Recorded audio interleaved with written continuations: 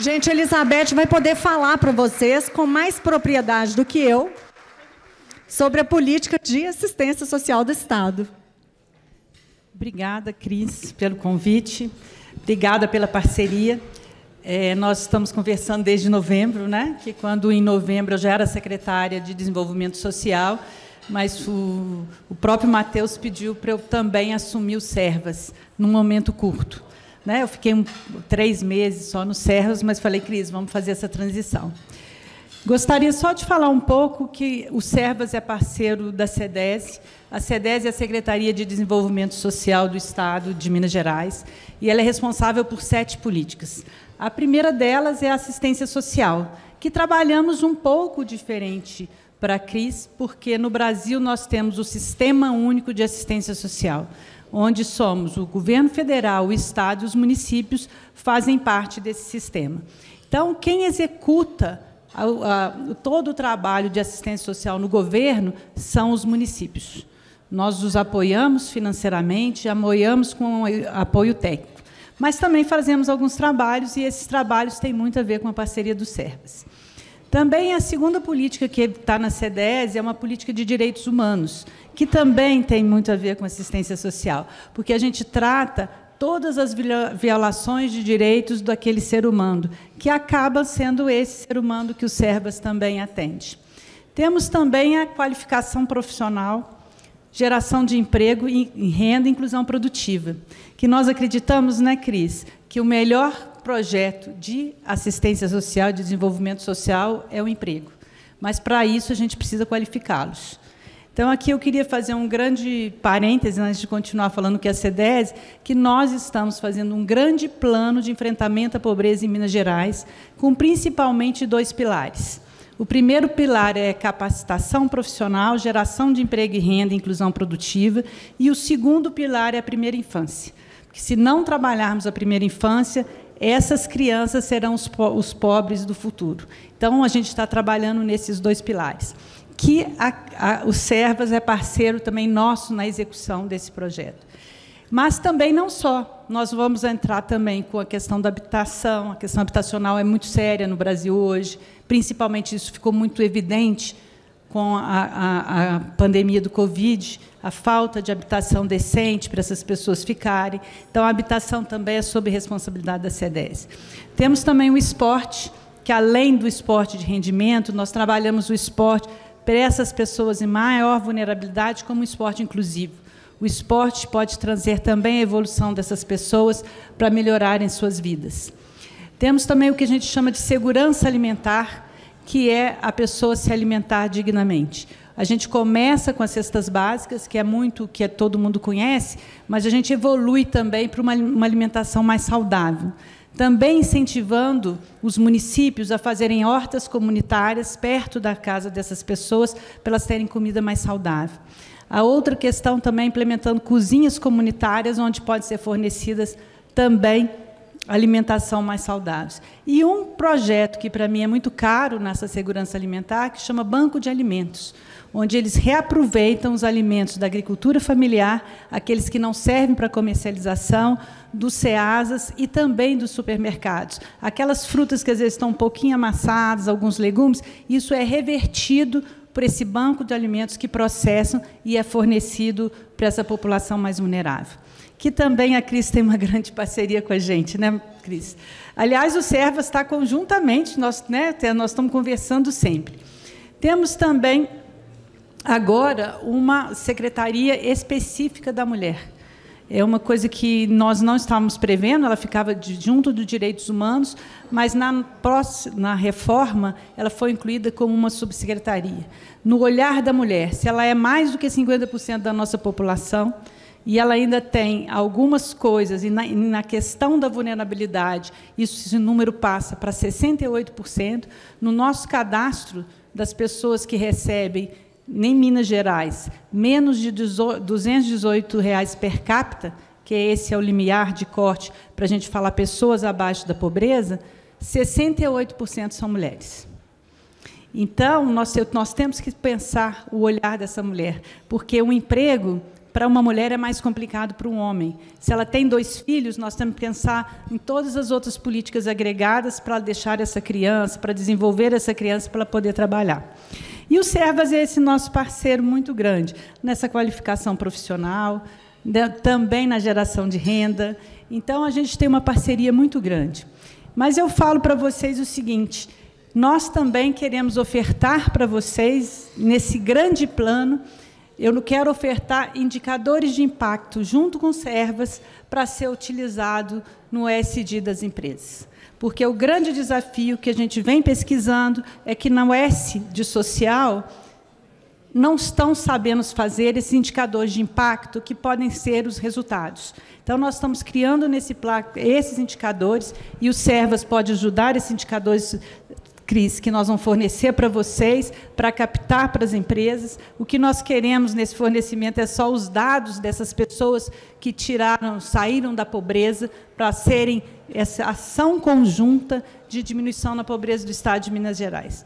Antes de eu terminar, eu queria só falar um número, que eu acho que números impactam. Nós temos em Minas 1.912.000 famílias abaixo da linha da pobreza. Então, nessas pessoas, nós temos muito que pensar nelas. Isso é um volume muito grande de pessoas, né, Cris? Então, nosso trabalho conjunto, e nós temos que ir para a cidade mais longínqua, de IDH baixo, tentar reverter essa situação. E também nós não fazemos isso se também não tivermos desenvolvimento econômico. Então, o desenvolvimento econômico tem que andar junto com o desenvolvimento social, porque é isso que vai gerar empregos. Empregos, às vezes, nós falamos muito de tecnologia, empregos muito mais elaborados, mas essa população que nós trabalhamos, eu e a Cris, estão fora disso e vão ser cada vez mais excluídas. Então, nós temos que pensar soluções para essas pessoas não ficarem excluídas. Essas pessoas têm que entrar no mercado de trabalho, têm que gerar para a sua própria renda, porque isso é dignidade. O governador fala muito, e eu acredito muito nisso. Ninguém quer viver de Bolsa Família. Cada pessoa quer ganhar o seu salário e resolver fazer o que ele quer. É muito digno você produzir aquele recurso com o seu trabalho para manter a sua família. Então, é nessas famílias, 1.912.000, que nós estamos pensando. E o Servas é muito parceiro nosso. Então, eu só queria dar só uma noção que a CEDESE faz, que ela faz muito mais do que assistência, porque assistência nós não temos uma atuação direta com as pessoas, nós fazemos isso através do município, mas nós temos uma rede parceira que nos ajuda como Servas. Muito obrigada.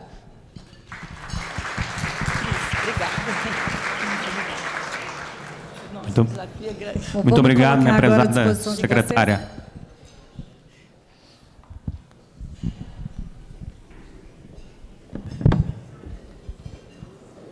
Prezada doutora Cris,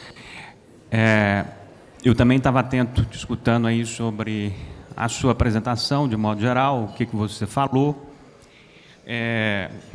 E aí, durante a sua fala, eu anotei aqui algumas questões que aconteceram ao longo dos últimos dias, tem a ver com a sua pessoa também, e outras que estão relacionadas ao que você disse. Aconteceu uma situação lá no Conexão Empresarial em Araxá, logo no dia que você estava fazendo uma fala, no dia 1º, que eu acho que são ações como essa que vão provocar ainda mais ideias que possam ajudar socialmente. Então, a gente estava tendo uma fala lá da Terezinha Santos, que foi a criadora da Patachu, e que hoje tem uma empresa de uniforme. E aí, a partir da sua fala, repito, ela foi observando ali, vendo, posso fazer isso, posso fazer aquilo, e aí, no final da história, ela tinha ali uma possibilidade que era fazer um projeto para que todos os uniformes que ela vende para milhares de empresas hoje, no final do seu uso, volte a ter um reuso. Então, eu acho que esses tipos de provocações, como aconteceu ali no próprio Conexão em Araxá, e o que você também coloca aqui, se apresentando como uma possibilidade de conectar empresas a necessidades, isso certamente vai fazer a transformação. Igual este da Terezinha, que eu acabo de citar, Tem outros que aconteceram com essa mesma situação, a pessoa observou, ela já tem alguma coisa recorrente. Esse processo da alimentação, dos alimentos que não podem ir para os restaurantes ou para os supermercados, isso é uma outra alternativa fantástica, que até há pouco tempo não podia fazer isso, era proibido por lei. Então, isso, obviamente, essas mudanças na legislação ajudam a esse caminho se deslanchar. A pergunta é, tem vários outros exemplos como esse que eu acabo de citar da Terezinha? Eu queria citar o exemplo da Prodal. A Prodal é um banco de alimentos com uma característica específica em relação a essa generalidade citada pela secretária Elizabeth. A Prodal é uma instituição que já esteve submetida ao CEASA de Minas Gerais, ganhou autonomia, então é uma entidade do terceiro setor autônoma em relação ao CEASA, está instalada no CEASA, e a Prodal faz um trabalho interessantíssimo, que está exatamente nessa linha que nos interessa muito de projetos de impacto socioambiental. O que eles fazem? Eles compram a um valor muito mais baixo o legume de baixo valor comercial, portanto, porque não está mais bonito, mas que é adequado para consumo. Eles desidratam através de um processo rigorosamente estabelecido, de maneira muito higiênica. Então, eles desidratam esses alimentos e reduzem, portanto, o volume e o peso deles e dão a esses alimentos um prazo de, em média, 2 anos de validade. Eu fui procurada pela Prodal, porque a Prodal estava com dificuldades financeiras para se manter. E aí a gente pensa assim, como é que alguém que faz uma coisa tão maravilhosa como essa... Porque imaginem o seguinte, isso depende do tipo de alimento, mas, em média, grosseiramente falando, 1 quilo de alimento desperdiçado in natura, como esses legumes, significa aproximadamente 1 quilo de CO2 a mais na atmosfera. Então, não utilizar esses insumos não é só uma questão de desperdício, o que por si só já seria um descalabro em um país em que a fome ainda existe como o nosso. Mas é pior do que isso, porque ainda é ambientalmente inadequado. Então, veja bem, eu sou procurada por uma instituição que está com dificuldade de se manter, e o problema deles é só um problema de plano de negócios, falta de orientação comercial. E a Prodal também faz uma outra coisa que ela começou a fazer recentemente. Ela começou a receber frutas, que também não tinham valor comercial, e a transformá-las em polpa. E ela vai começar a vender essas polpas. O que falta ao Prodal? Uma orientação comercial adequada. É um projeto extremamente vantajoso sob o ponto de vista social, extremamente vantajoso sob o ponto de vista ambiental, que estava simplesmente mal orientado. Nós, então, começamos a trabalhar junto a eles para melhorar a saúde financeira, atrair um parceiro de negócios para eles. Nós estamos fechando agora parceria com uma entidade que vai ajudá-los a fazer um plano de negócios. E nós estamos buscando mercados adequados para os produtos da Prodal. Porque falta isso. Ela precisa de contatos que deem a ela um conforto financeiro e uma regularidade que permita a essa entidade se planejar, se programar a médio e longo prazo. Era simplesmente isso que faltava. Então, é nesse ponto que a gente entra, Gustavo. Porque nós somos procurados por quem tem boas ideias, boas iniciativas, às vezes não tem o parceiro. Eu sou procurada também por quem tem o recurso e não tem a ideia. E eu posso receber o aporte, tanto em recursos intelectuais quanto financeiros, de empresas, de outras entidades do terceiro setor. Eu posso, inclusive, receber isso de entidades que sequer são sediadas no Brasil. Então, o Servas pode e deve funcionar como esse grande catalisador para que boas ideias sejam gestadas e colocadas em prática, e mais que boas ideias que não estejam encontrando a sua forma de serem viabilizadas, ou sejam. Tem uma situação que também ela é nítida aí, e eu já fui andando aí para entender um pouquinho, para ver a pobreza, para ver as dificuldades e tal. A gente vive, teoricamente, a gente vive numa camada um pouco mais privilegiada. O Paulo César, a partir da sua caminhada, conseguiu me ofertar um ambiente diferenciado, não só como ambiente, mas também como recursos. Mas, ao longo do tempo, eu também sempre busquei entender quais são as principais faltas que a gente tem como seres humanos, como planeta.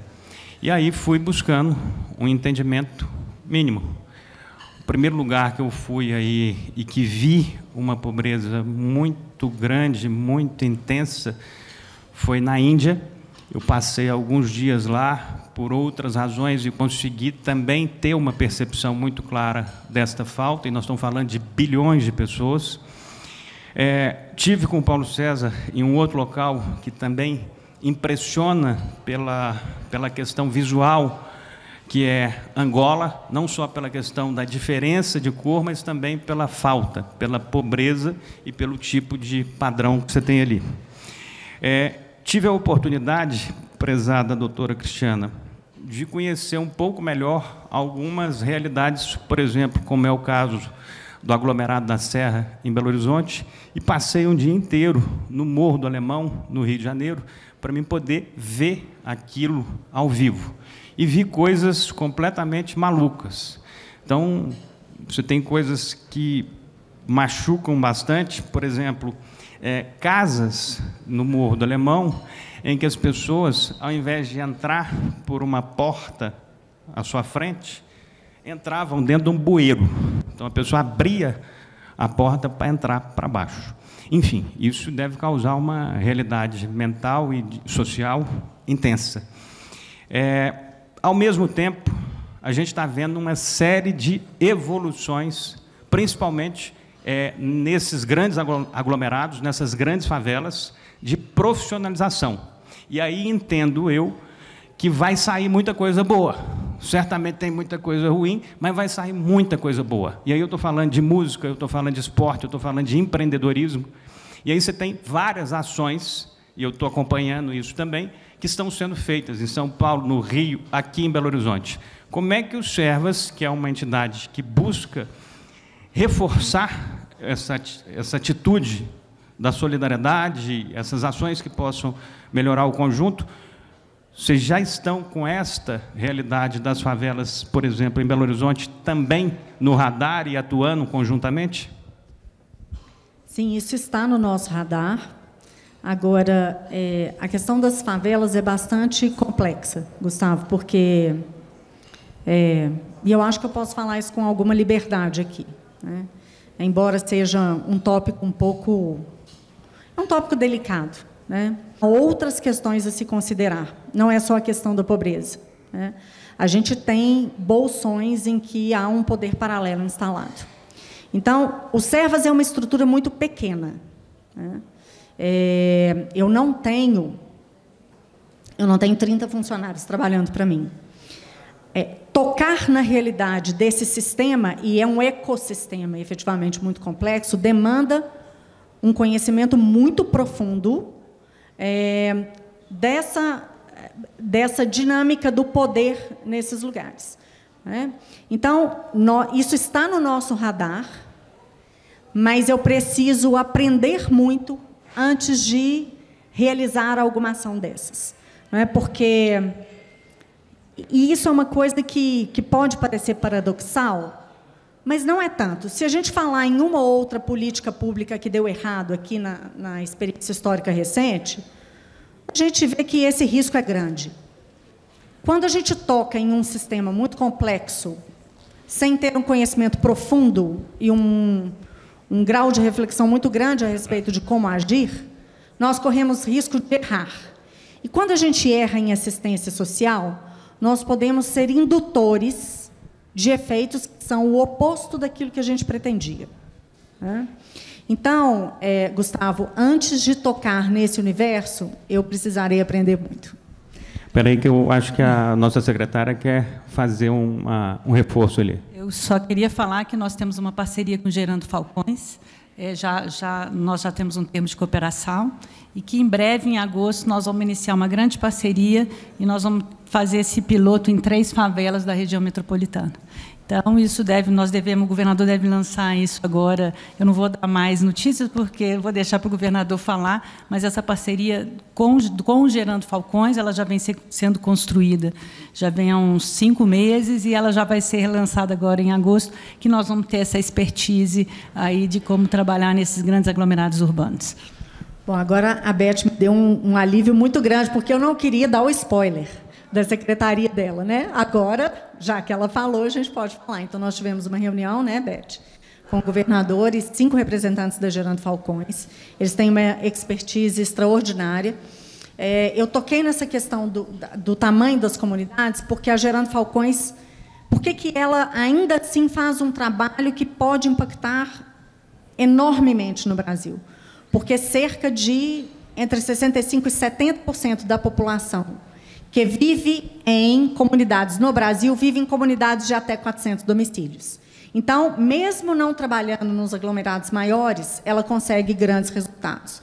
O trabalho em aglomerados maiores, aí o que eu te digo é o seguinte, Gustavo, se o Edu Lira ainda não descobriu, né, Beth, qual que é a melhor maneira de atuar nos aglomerados maiores, nós ainda temos que pensar muito a respeito disso. É claro que ações pontuais podem e devem ser realizadas, né? E a gente auxilia uma série de entidades que têm trabalhos pontuais no aglomerado da Serra, no Morro do Papagaio e em outros de Belo Horizonte.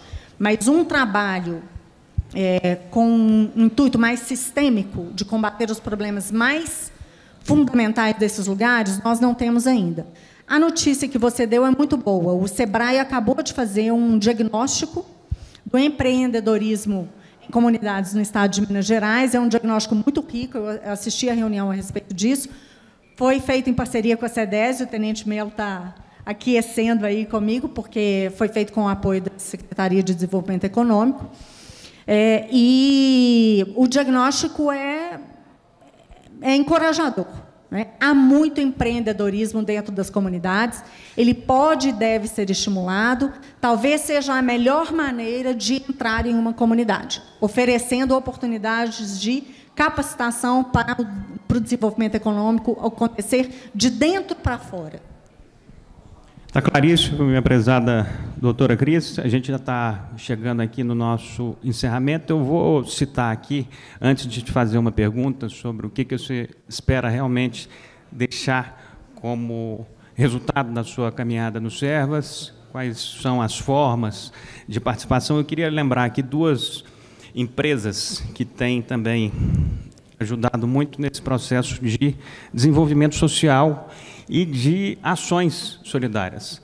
A Drogaria Araújo começou há alguns anos atrás uma caminhada que se mostra cada dia mais acertada, que é o troco que eles começaram a colocar como possibilidade de cada cliente que vai até lá deixar como doação. E isso aí já foram milhões de reais doados para diversas instituições. A gente tem outras empresas, várias, que estão aqui, inclusive, mas eu cito aqui, por exemplo, a própria Anglo-América, que é uma empresa reconhecida no mundo inteiro, que tem atuação global. Ela tem uma série de trabalhos, uma série de projetos que visam este tipo de desenvolvimento social aonde ela está também e aonde ela não está também. É uma empresa do tamanho que é e com uma série de ações que tem esse mesmo roteiro, esse mesmo destino. A pergunta que eu lhe faço para que você encerre em grande estilo é, em relação a essa jornada que você entende como missão, em relação a essa caminhada que você está vendo aí uma série de possibilidades de construção e de ajudar o próximo e o nosso Estado como um todo. Nós estamos transmitindo este evento, como todos os outros, desde janeiro de 2022, para o canal Viver Brasil também. Então, espero que várias pessoas de outros lugares também estejam te assistindo. Quais são as formas atuais de colaborar com os Servas, as empresas que têm algum tipo de possibilidade de ajuda? Como que elas poderiam ajudar? E, para você encerrar, se você fosse elencar 5 grandes pontos dessa sua missão, o que você poderia elencar ao final dessa sua caminhada como presidente dos Servas? Então, como ajudar e o que você espera deixar? Ok. Primeiro, como ajudar? Eu acredito que os projetos, os bons projetos, só nascem de experiências concretas compartilhadas. O que eu estou querendo dizer isso? Um bom projeto de impacto social, assim como uma boa política pública, eu falo por mim, como Servas, e acho que isso diz respeito também à atividade da secretária Elizabeth. Ele não nasce do pensamento abstrato de um teórico. Então, nós somos capazes de atuar sobre aquilo que nós conhecemos a partir da nossa percepção, que é permeada por todas as experiências que nós tivemos ao longo da vida.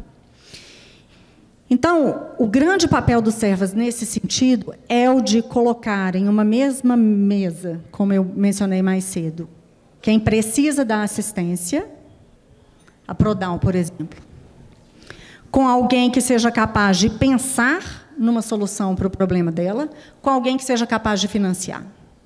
Então, em breve, a gente planeja divulgar, publicamente, um portfólio com linhas de projetos para que nós sejamos procurados para construir projetos junto com as empresas e junto com as entidades que precisam de assistência. Então, o projeto, a nossa colaboração com a Prodal nasceu da procura deles por nós. Eu não saberia ajudar a Prodal se eu não tivesse ouvido do que eles precisavam, se eu não tivesse ido lá pessoalmente para conhecer a estrutura deles, e se eu não tivesse estudado um pouco sobre o impacto que o desperdício de alimentos traz, não só socialmente, quanto ambientalmente.